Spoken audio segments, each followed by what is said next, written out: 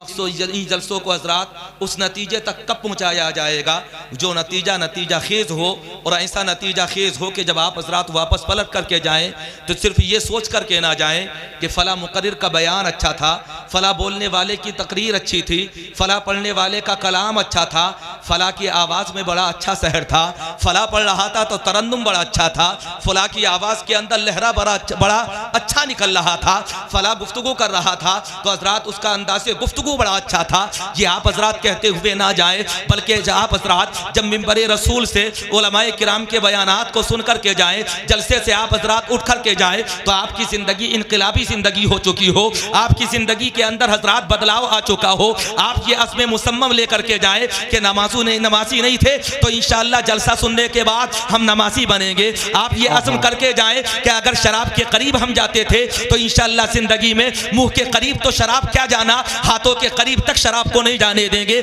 आप ये अज़्म लेकर के जाएं, अगर जुआ खेलते थे तो इंशाअल्लाह ज़िंदगी में कभी जुआ नहीं खेलेंगे। आप ये अज़्म इरादा लेकर के जाएं कि अगर दुनिया में रह करके गीबत करते थे, चुगलखोरी करते थे तो इंशाअल्लाह ज़िंदगी में कभी गीबत नहीं करेंगे, चुगलखोरी नहीं करेंगे। अगर आप सख्त दिल थे और महफिल रसूल से नरम दिल होकर के चले गए तो मैं ये सोचूंगा कि मेरा सुनाना कामयाब है, आप हजरात का सुनना कामयाब है। ये अज़्म लेकर के मुस्तफ़ा की महफिल में आकर के बैठो कि खुदा की शान दिखला दो, जो होगा देखा जाएगा, नबी का दीन फैला दो, जो होगा देखा जाएगा। और खुदा की याद थी सजदे थे तलवारों के साए में, वही तारीख दोहरा दो, जो होगा देखा जाएगा, वही तारीख दोहरा दो, जो होगा देखा जाएगा। इसी अज़्म के साथ इंशाअल्लाह गुफ्तगू करूंगा। बेदार हैं आप हजरात? कहें सुभान अल्लाह। अच्छा, कितने लोग सुनना चाहते हैं, कितना नहीं सुनना चाहते? माशाअल्लाह सभी सुनना चाहते हैं और अल्हम्दुलिल्लाह आप हजरात बेदार भी हैं। मौलाना उवैस साहब मुकम्मल तरीके से ये मजमा बेदार है, तो फिर कुछ ना कुछ काम की बातें कर ली जाए। एक बात बताओ ईमानदारी से, मौलाना हसीबुर रहमान अच्छी दरसगाह के अच्छे मुदर्रिस हैं, अगर इनसे आप पूछने लगे कि हजरत एक बात बताइए, क्या कुरान ने हमें अल्लाह ने याद फरमाया है, क्या कुरान में अल्लाह ने हमारी फजीलतों का जिक्र किया है, क्या परवरदिगार आलम ने हमारी अफजलियत को कुरान के अंदर बयान फरमाया है, तो ये जिक्र करते हुए नजर आएंगे। और आप हजरात से कहेंगे, ए लोगों सुनो, अल्लाह तबारक व तआला ने तुमसे इतना प्यार फरमाया कि कुरान पाक में एक दो जगह नहीं बल्कि अल्लाह ने कुरान पाक में तकरीबन 83 जगह पर तुम्हें ईमान वाला कहा है। और जब भी अल्लाह ने कहा हमेशा ये कहा है ईमान वालों। खिताब किससे हुआ हजरात? खिताब तुमसे हुआ। मुखातिब कौन था? अल्लाह रब्बुल आलमीन की जात थी। और मुखातब कौन था? आप हजरात थे। जानते हो और क्या कहा कुरान ने? कुरान ने तुम्हें खैर उम्मत कहा। और खैर उम्मत तुम्हें कुरान ने क्यों कहा? कभी आप हजरात ने गौर व फिक्र किया है कि कुरान तुम्हें खैर उम्मत कह रहा है, कुरान तुम्हें बेहतरीन उम्मत कह रहा है, कुरान तुम्हें अफजल उम्मत कह रहा है, कुरान तुम्हें बेहतरीन उम्मतों में से एक उम्मत कह रहा है। आखिर इसकी वजह क्या है? इसका कोई ना कोई तो रीजन होगा, इसका कोई ना कोई तो सबब होगा, इसकी कोई ना कोई तो वजह होगी। अगर हम वजह पर गौर व फिक्र करेंगे और नतीजा निकालना चाहेंगे तो पता चलेगा कि जिंदगी में हम नमाजें नहीं पढ़ते लेकिन फिर भी हम खैर उम्मत। कहो सुभान अल्लाह।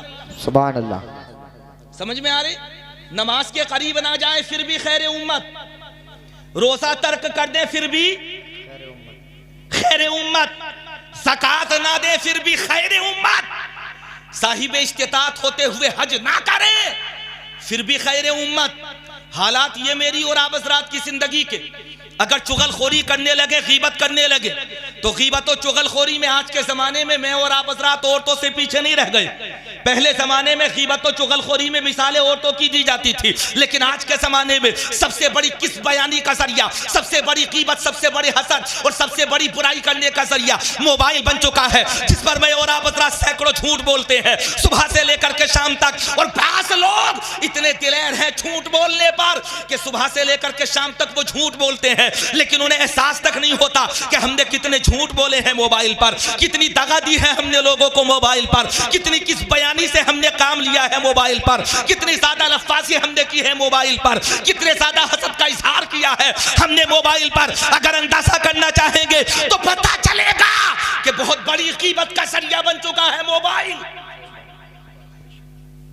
जो जरिया था अच्छा, जो नेकी कमाने का जरिया था, जिसके इस्तेमाल के बाद में और आप हज़रात सुधर सकते थे, अपनी जिंदगी में इनकलाब ला सकते थे, उसी को इस्तेमाल किया तो ऐसा इस्तेमाल किया कि मैं और आप हज़रात अपनी रविश ही भूल गए। लेकिन फिर भी खैर उम्मत, मैं नहीं कह रहा अल्लाह का कुरान कह रहा है, सुन रहे हो ना तवज्जो के साथ? कौन कह रहा है? अल्लाह का कुरान कह रहा है। ईमानदारी से बता रहा हूं, मेरा अंदाज़े तकल्लुम ये नहीं है। मैं तो जब शुरू हो जाता हूं तो फिर ना कोई बीच में ब्रेकर, ना डिवाइडर, ना असुविधा के लिए खेद, ना कोई लंबा चौड़ा मोड़। जैसे आप हजरात के रास्ते पर आने लगे मनोटा से, तो रास्ते में कई मोड़ बड़े खतरनाक आते हैं, और हजरात जब मोड़ खतरनाक आते हैं तो फिर डिसबैलेंस नहीं बल्कि बैलेंस बना करके चलना पड़ता है। तो मैं जब गुफ्तगू करता हूं तो डायरेक्ट करता हूं, लेकिन आज मुझसे कहा गया कि रुक रुक करके गुफ्तगू कीजिए, आहिस्ता गुफ्तगू कीजिए ताकि समझ में आए। मेरे दिल को भी अच्छा लगा कि कम से कम कहीं तो ऐसा मजमा है जो ये कह रहे हैं कि आज जोरे बयान नहीं दिखाना, बल्कि गुफ्तगू ऐसी करनी है कि लोगों के दिलों में उतर जाए, गुफ्तगू ऐसी करनी है जो लोगों की समझ में आ जाए, गुफ्तगू ऐसी करनी है हजरात जिससे लोग अपनी जिंदगी में इनकलाब लेकर के महफिल रसूल से जाए, गुफ्तगू ऐसी करनी है जो आप हजरात की जिंदगी में बदलाव लेकर के आए। इस तरह की गुफ्तगू करने के लिए कहा गया। अब सुनो, तुम खैरे उम्मत, और ये फजीलत तुम्हें क्यों मिली, ये अज़मत तुम्हें क्यों मिली, ये बुलंदी तुम्हें क्यों मिली, ये फोकियत तुम्हें क्यों मिली, ये बरतरी तुम्हें क्यों मिली, ये अज़मत व शान तुम्हें क्यों मिली? अल्लाह तबारक व तआला ने इन्हें इतना बरतर वाला तुम्हें कैसे बना दिया? परवरदिगार आलम ने तुम्हें इतना अज़ीम शान कैसे बना दिया? शेर सुनिए, शेर सुनाओ मौलाना हसीब साहब, सुनेंगे शेर? और शेर भी मैं मुकम्मल शायर के सुना रहा हूँ, उस्ताद गज़ल के। किसके? उस्ताद गज़ल। आज के ज़माने में तो अगर हजरात तलाश करने के लिए निकलोगे तो पता चलेगा ऐसे ऐसे शायर मिल जाएंगे कि जो सिर्फ तखल्लुस को जानते हैं, और अगर उनसे ये पूछने लगो कि मतला क्या है, जो हुस्न मतला क्या है, तो अल्लाह ही जाने वो क्या जवाब देंगे। लेकिन ऐसे शायर का शेर सुना रहा हूँ कि जिसके शेरों के अंदर पहला शेर देखोगे तो दावा होगा, दूसरा शेर दूसरा पहला मिसरा देखोगे तो दावा होगा, और दूसरा मिसरा देखोगे तो दलील होगा। ऐसे शायर के शेर के कलम उठाया तो उसके अल्फाज उर्दू जबान की इस्तिलाह बन गए। ऐसे शायर के शेर कि उसने हजरात कलम उठा करके लिखना शुरू किया तो दुनिया वालों को यह पता चल गया कि शायरी कहते किसे हैं। इब्तिदाई जमाना में आप गजलें लिखते रहे, लेकिन हजरात जब हकीकी मोहब्बत नहीं मजासी मोहब्बत से निकल करके हकीकी मोहब्बत की दुनिया में आए, कलम उठाया और जब लिखना शुरू किया तो ऐसा लिखा कि जमाने वालों ने सिर्फ उस्ताद से गजल नहीं कहा, बल्कि जमाने वालों ने उन्हें हजरात शहंशाहे ज़मन कहा। और जब शहंशाहे ज़मन कहा तो पता चल गया कि ये शहंशाहे फिक्र फन है, और ये कोई और नहीं बल्कि ये सज्जिदी सरकार आला हजरत के भाई अल्लामा हसन रजा खां है। उन्होंने कहा था जाएगी खुल्द में हंसती हुई उम्मत उनकी। बेशक वाह। कहाँ जाएगी? खुल्द में हंसती। खुल्द कहते हैं जन्नत को। जी। किसको? जन्नत को। जन्नत को। अच्छा होशियार तो बैठे हुए हैं आप हजरात, बैठे हुए हैं ना पूरी तरह से। IPL का जमाना चल रहा, T20 का जमाना चल रहा, वर्ल्ड कप चल रहा है। नौजवान जानते हैं कि वर्ल्ड कप किसे कहते हैं, बाउंड्री किसे कहते हैं, और आउट ऑफ बाउंड्री बॉल रह जाए तो उसे क्या कहते हैं। मुस्कुराते हुए नौजवान नजर आ रहे हैं। एहसास दिला दिया इन्होंने कि वाकई हम जानते हैं क्रिकेट किसे कहा जाता है। मैं क्रिकेट की बात करने नहीं आया, क्योंकि जिस ग्राउंड में वो क्रिकेट खेलते हैं उसे क्रिकेट का मैदान कहा जाता है। और जहां आकर के आप हजरात बैठे हुए हैं, ये क्रिकेट का मैदान नहीं बल्कि ये जन्नत की जगहों में से एक जगह है, जन्नत की क्यारियों में से एक क्यारी है, जन्नत की वादियों में से एक वादी है। इसलिए बताना चाहता हूँ ये तसव्वुर मत करो कि हम मैदान में बैठे हुए हैं, बल्कि ये तसव्वुर करो कि हम मुस्तफा जाने रहमत की अता करदा जन्नत में बैठे हुए। बेशक सुभान अल्लाह माशाअल्लाह। मिसरा सुने, मिसरा अव्वल। उस्ताद से ज़मन कहते हैं जाएगी खुल्द में हंसती हुई उम्मत उनकी। जी। दावा देखे, दावा कितना मजबूत दावा है। ऐसा दावा मिलेगा कहाँ कि जहां दावा करने वाला भी लाजवाब हो, और फिर दावे के बाद में अगले मिसरे में अगर दलील आ जाए तो खुदा की कसम फिर पता चले कि ये दलील कैसी अजीम शान दलील है। जाएगी खुल्द में हंसती हुई उम्मत उनकी, नमाज़ें ना पढ़े लेकिन खुल्द में जाएं तो मुस्कुराते हुए, तबस्सुम हजरात होठों पर मौजूद हो, मुस्कुराहटें लबों पर खेल रही हो, तब हम जन्नत में जा रहे हो। उस्ताद से ज़मन कहते हैं जाएगी खुल्द में हंसती हुई उम्मत उनकी, और कब गवारा हुई अल्लाह को रिक्कत उनकी। अल्लाह को जब उनका रोना गवारा नहीं, किसका रोना? मुस्तफ़ा का रोना। और मुस्तफ़ा किसके लिए रोए? क्या मालो दौलत के लिए, जाहो हशमत के लिए, ओहदो मनसब के लिए, किस चीज के लिए? हजरात सैयदी सरकार आला हजरत माशाअल्लाह उलमा का मुकम्मल काफिला आ गया, और मुकम्मल शान आलमियत के साथ मिंबरे रसूल की आकर के जीनत बन रहे हैं। अनकरीब हजरात वो मिंबरे रसूल पर तशरीफ रखेंगे। आप हजरात भी मुलाहजा फरमाइए, जो बयान करना चाह रहा हूँ सुनिए। मुस्तफ़ा किसके लिए रोए? मुस्तफ़ा की आंखों के आंसू किसके लिए थे? मुस्तफ़ा जाने रहमत के लंबे लंबे सजदे किसके लिए थे? कभी गारे हिरा में सजदा, कभी गारे होर में सजदा, कभी सफर में सजदा, कभी हजर में सजदा, कभी मैदान मक्का में सजदा, कभी मैदान मदीना में सजदा, कभी मैदान बदर में सजदा, कभी मैदान ओहद में सजदा, कभी मैदान खंदक में सजदा, कभी खुद हजरात खंदक में बीच में उतर करके सजदा। आखिर ये सजदे किसके लिए थे?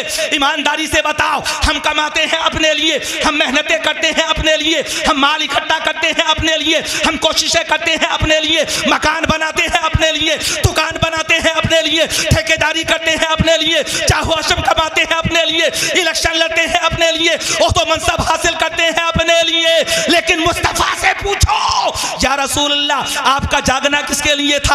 आपका सोना किसके लिए था? आपका चलना किसके लिए था? आपका उठना किसके लिए था? आपका खाना किसके लिए था? आपका पीना किसके लिए था? आपका निकाह करना किसके लिए था? आपका तबलीग का मैदान में उतरना किसके लिए था? अरे नादानो, आगे बढ़ो, मुस्तफा से पूछो, या रसूल अल्लाह, आपका पत्थर खाना किसके लिए? आपका पत्थर पर तीन तीन हजरात पेट पर तीन तीन पत्थर बांधना किसके लिए? मुस्तफा जाने रहमत से जाकर के पूछो कि तमाम दुनिया तुम्हारी नेमतें खाती है और तुम्हारी नेमतें खाने के बाद इतराती हुई नजर आती है, लेकिन तुम्हारी फाका कशी किसके लिए? तीन तीन दिन तक तुम हजरात फाका कश रहे, आखिर किसके लिए? नबी पाक से जाकर के पूछो, या रसूल अल्लाह, मैदान ओहद में जाकर के आपने दंदाने मुबारक को शहीद करवा लिया, ये किसके लिए? मुस्तफा जाने रहमत से जाकर के पूछो, या रसूल अल्लाह, सफर की सूबत है किसके लिए? फाका कशी का आलम किसके लिए? मक्के से हिजरत करना किसके लिए? मदीने में आना किसके लिए? मदीने से फातिह मक्का बनकर मक्के में जाना किसके लिए?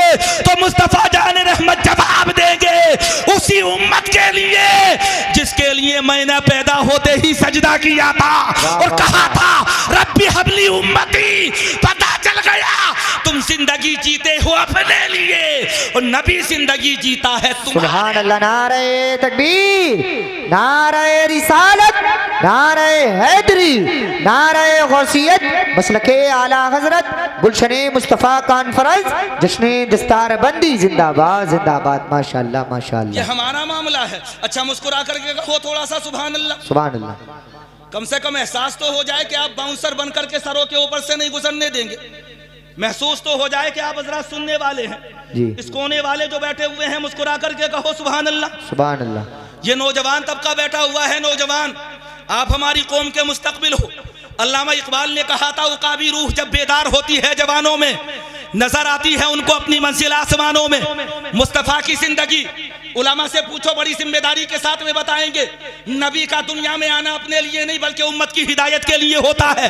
ये हम तो यही बताते हैं कि उम्मती और नबी में यही तो फर्क है कि नबी आता है तुम्हारे लिए और सिर्फ तुम्हारी हिदायत के लिए। फर्क अगर नबी और उम्मती का समझना चाहते हैं तो दो जुमलों में समझ लो, हजरत नबी वो होता है जो हिदायत याफ्ता होता है और उम्मती वो होता है जिसे नबी के सदक़े में हिदायत मिलती है। बेशक बेशक बेशक।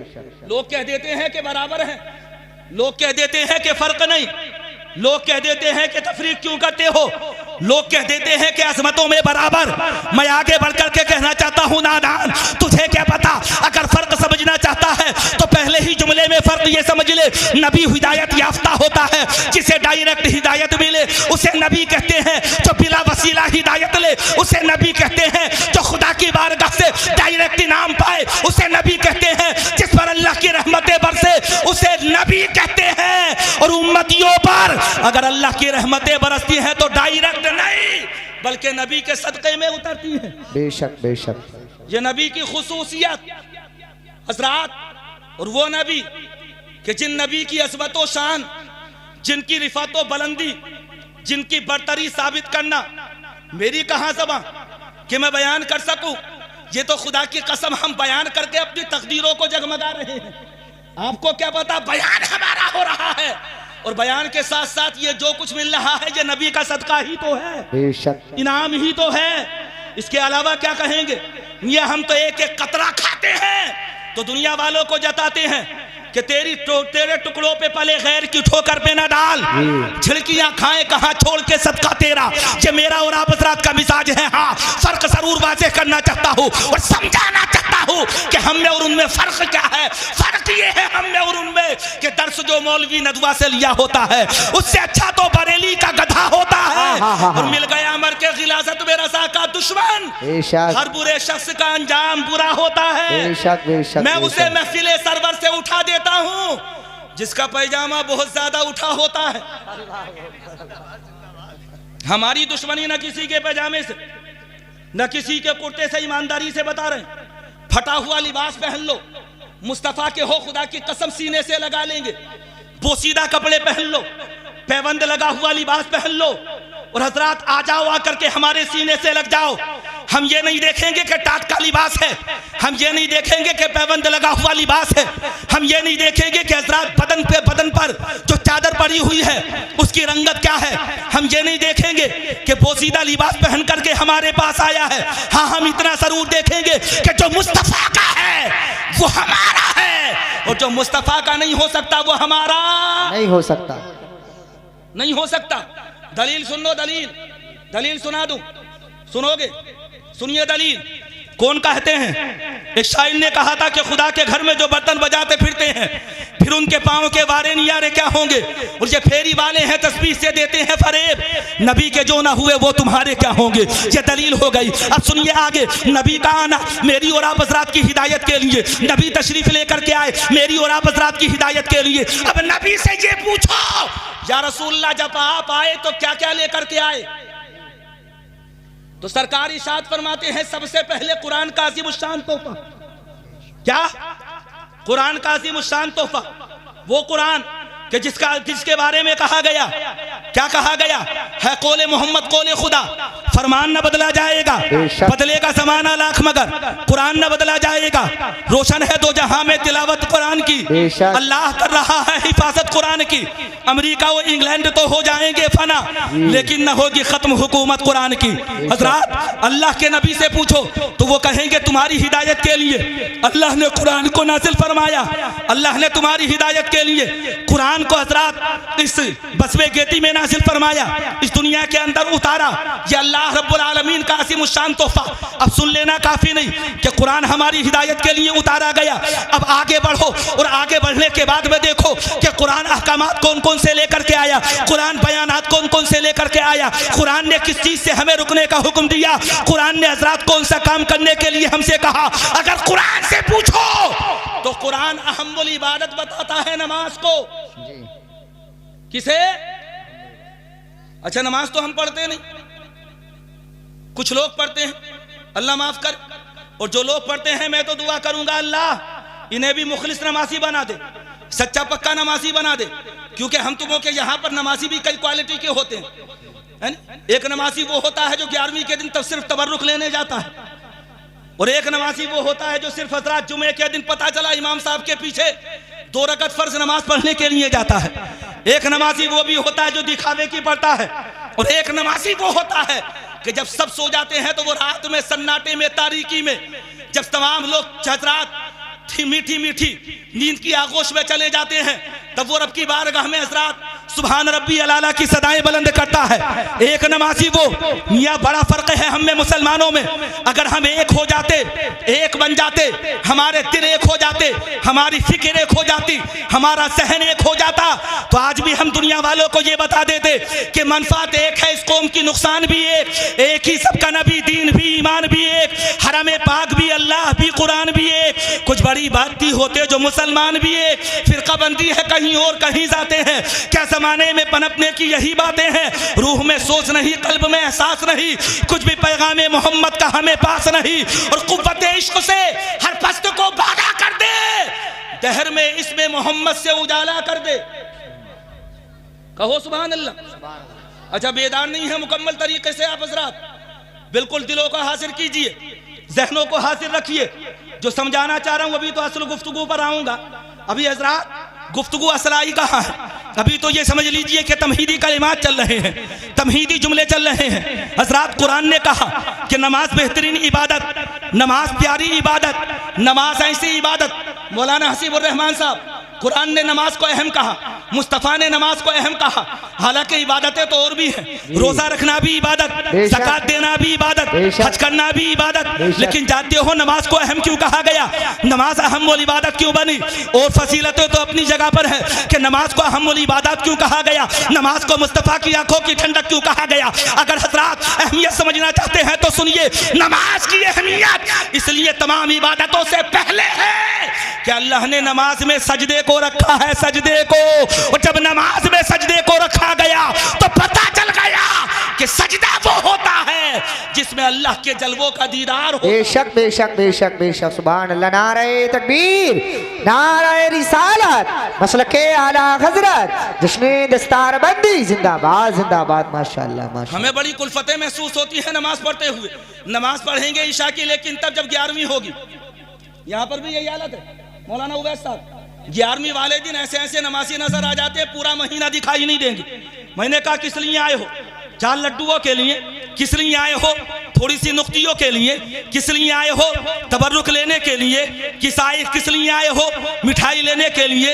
गौर फिक्र किया कभी तुमने? कभी आप हजरात ने?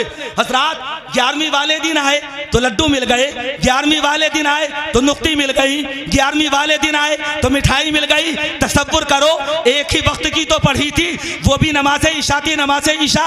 खुदा की कसम अगर 5 वक्त की नमाज पढ़ने लगते तो सिर्फ हजरात तुम्हें एक महीने में एक बार लड्डू नहीं मिलते, बल्कि बड़ी जिम्मेदारी के साथ कह रहा हूं कि दुनिया में रहते तो मिठाइयां मिलती और मैदान महशर में जाते तो जन्नत मिलती।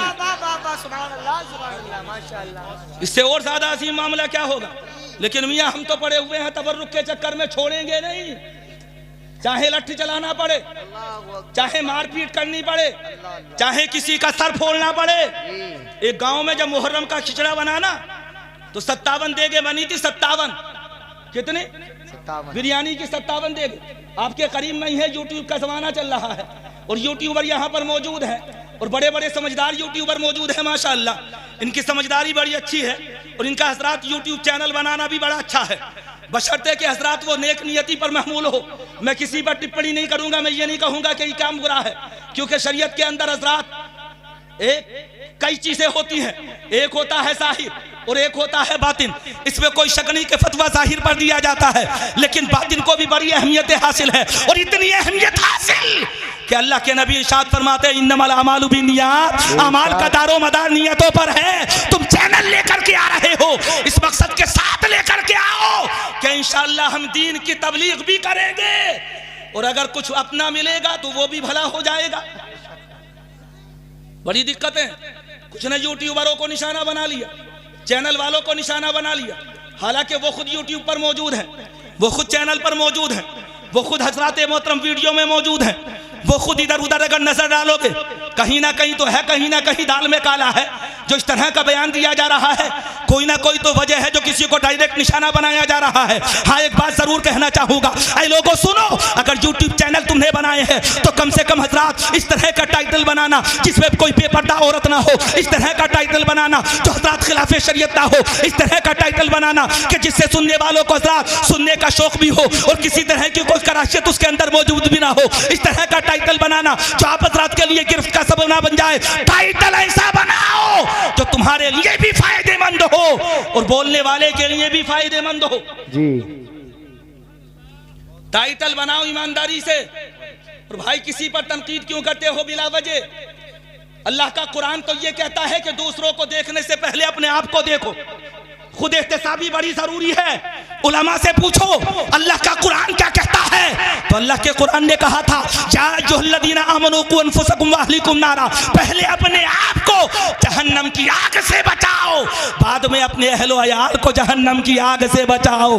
दूसरों पर तनकीद करने से पहले अपना जायजा लेना भी बेपनाह जरूरी है। मेरा यकीन ये कहता है अपना जायजा ले लोगे तो सिर्फ हिदायत की बातें करोगे, तनकीद किसी की जात पर नहीं करोगे। बेशक बेशक, बात सही है क्या गलत? अब आ जाओ असल मौजू की तरफ चलते। क्या बयान कर रहा था मैं? अच्छा बता देगा कोई क्या बयान कर रहा था मैं? इतनी तेज तो आज बोल नहीं रहा, फिर भी कुछ ना कुछ तेज तो बोल ही रहा हूं। देखो माशाअल्लाह वो समझदार है, उन्होंने बता दिया 57 देगे बनी बिरयानी की। एक ही गांव में। कौन सा मौका था? मुहर्रम का मौका।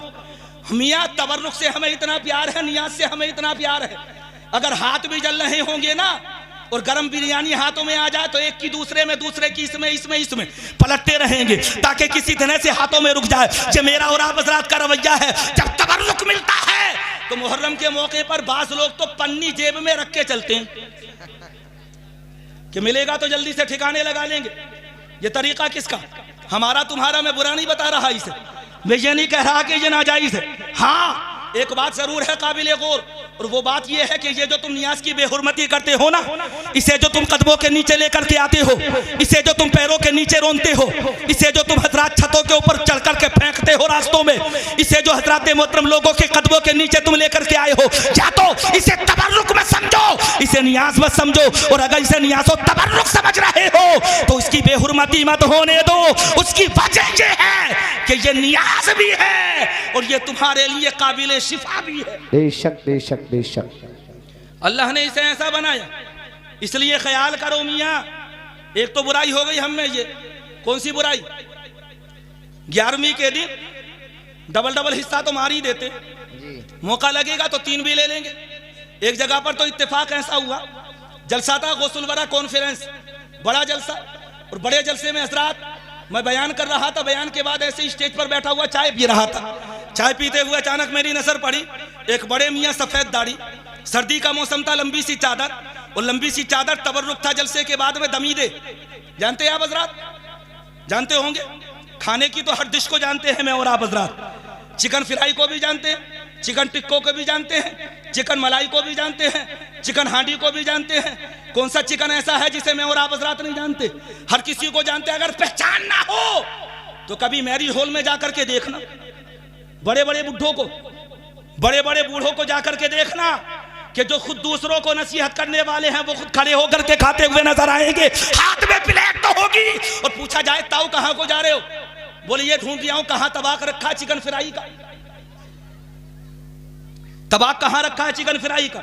बोले क्या तलाश करने के लिए जा रहे हो? बोले ये देखने के लिए जा रहा हूं गाजर का हलवा कहां है। अल्लाह माफ करे, एक बात बताओ, जिन सुन्नतों को हम बड़ी आसानी से अदा कर सकते थे उन सुन्नतों का हमने मजाक बना करके रख लिया। कभी मैरिज हॉल में जाकर के देखना, रिस्क की बेहुरमती, अल्लाह माफ करे, हजरात पूरी पूरी रोटियां पैरों के नीचे आती हैं, आधी आधी टूटी हुई रोटियां पैरों के नीचे आती है। रिस्क की कितनी बेहुरमती। प्लेट भर करके हमने बिरयानी ले ली और जब दूसरी डिश पर हमारी नजर पड़ी तो आधी को हमने कूड़ेदान में डाला और जल्दी से प्लेट को साफ करने के बाद हम दूसरी जगह पर जाकर लाइन में लग गए। दूसरी जगह जाकर के हमने गाजर का हलवा ले लिया। हजरात मोहतरम इतना ले लिया कि जब वो खाया नहीं गया तो उसी उसे भी हमने पैरों के नीचे जल्दी से लोगों की नजर पड़ने के बाद में डाल दिया। ये हालात मेरे और आप हजरात के नजर आते हैं। एक बात बताएं मुसलमान, तू कहता है कि बरकत नहीं हो रही, तू कहता है कि तेरे घर के अंदर बीमारियां पल रही हैं, तू कहता है कि घर की तरक्की खत्म हो गई, तू ये कह रहा है कि घर के हालात बिगड़ते चले जा रहे हैं। रिस्क की बेहुरमती तू करे, कदमों के नीचे रिस्क हलाल को तू लेकर के आए, रोटियां तेरे कदमों के नीचे रुनती हुई नजर आए, उसके बाद में तू कहे कि बेबरकती घर के अंदर रिस्क की हो रही है। नादान, तू रिस्क की कदर करना शुरू कर दे, अल्लाह तेरे घर में रहमतें उतारना शुरू कर देगा। बेशक, सुभान अल्लाह सुभान अल्लाह। अच्छा कितनी मुश्किल थी ये सुन्नत, लेकिन ऐसा मॉडर्न बनाया, और ये भी गरीबों ने चालू नहीं किया बल्कि अमीरों ने चालू किया। स्टैंडिंग खाना, खड़े होकर के खाना कभी मुसलमान तसव्वुर नहीं कर सकता था। हजरत अली से पूछो, हजरत अली कहते हैं कि अगर किसी के मुंह के अंदर पानी का एक कतरा भी खड़े होकर के चला जाए तो वो मुंह के अंदर हाथ डाल करके हजरत मोहतरम उस पानी के कतरे को हल्क से नीचे उतार दे, बाहर लेकर के आ जाए। ये हजरत अली फरमाते हैं, लेकिन हम तो मुकम्मल ग़िज़ाएं खड़े होकर के खा रहे हैं। अब बताओ बीमारियां पलेंगी या जिस्म सेहतमंद होगा? आप हजरात कहेंगे हजरत बीमारियां ही तो पलेंगी। अरे नादान, इसी खाने को अगर तूने बैठकर खाया होता तो खुदा की कसम वो तेरे लिए शिफा भी होता और रहमत भी होता। बेशक बेशक, सुभान अल्लाह। लेकिन क्या हालत कर दी तूने इसी खाने की, जिस खाने को तुझे खड़े होकर नहीं बल्कि बैठ कर के खाना चाहिए था। कहाँ नहीं हो रहा, देख लीजिए। अच्छा फतेहपुर में नहीं होता क्या? होता तो होगा, यहाँ पर भी खड़े होकर के खाना कभी कभी वीआईपी लोगों में तो हो जाता होगा, मालदार लोगों में हो जाता होगा। अच्छा ताज्जुब है इस कौम पर, जो मजहब के खिलाफ चले वो वीआईपी, जो खड़े होकर के खाना शुरू कर दे वो वीआईपी, जो लोगों को धोखा देना शुरू कर दे, जो जमीन जायदाद दबा करके दूसरों की अमीर बन जाए, नहीं बोलोगे? वो VIP। अजीब मुआशरा है हम तुमों का। जिसे गद्दार कहा जाना चाहिए था वो हो गया वफादार जी। और जो वफादार होना चाहिए था वो हो गया गद्दार।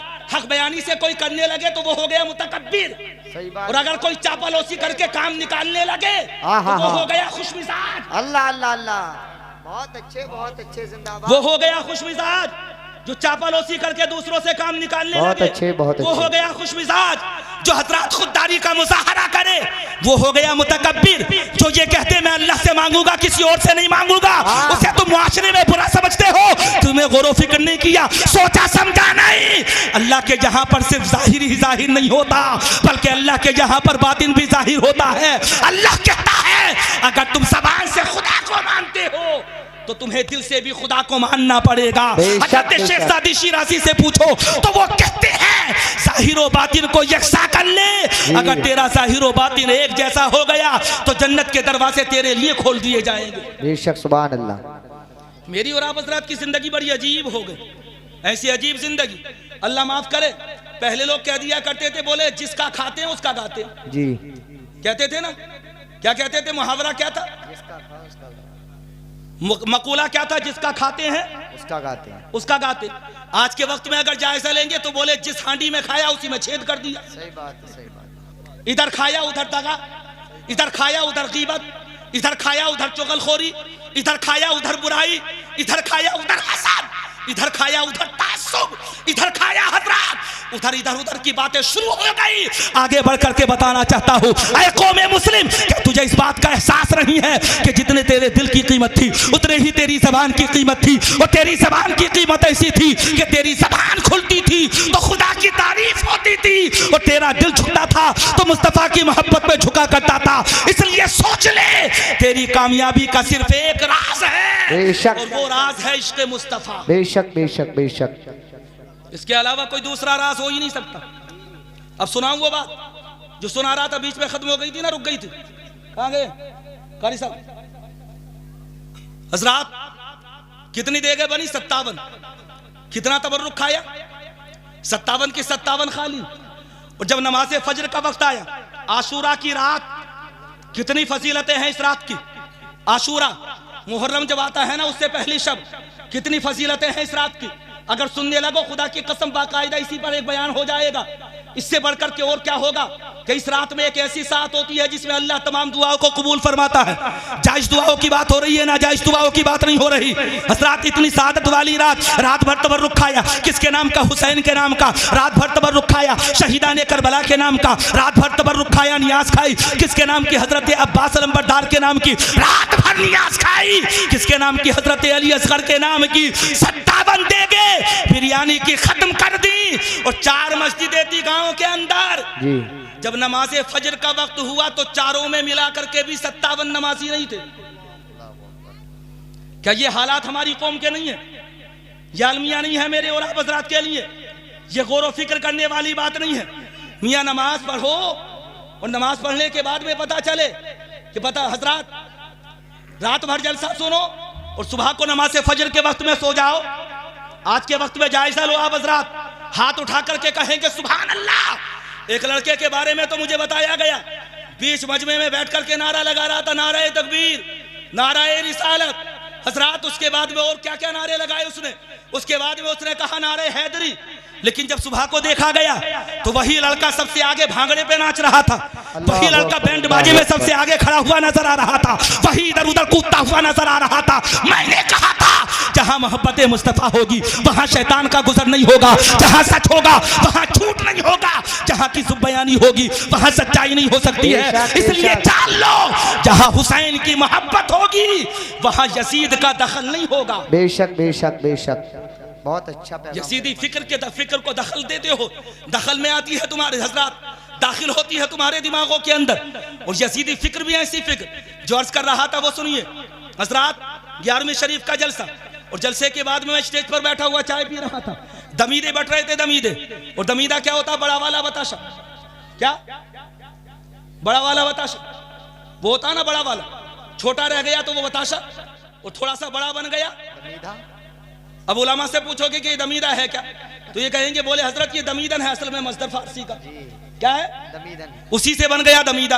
और दमीदन के माने आते उगना, क्या था मतलब ये इतना बड़ा हो गया, इतना बड़ा हो गया कि बताशे से निकल करके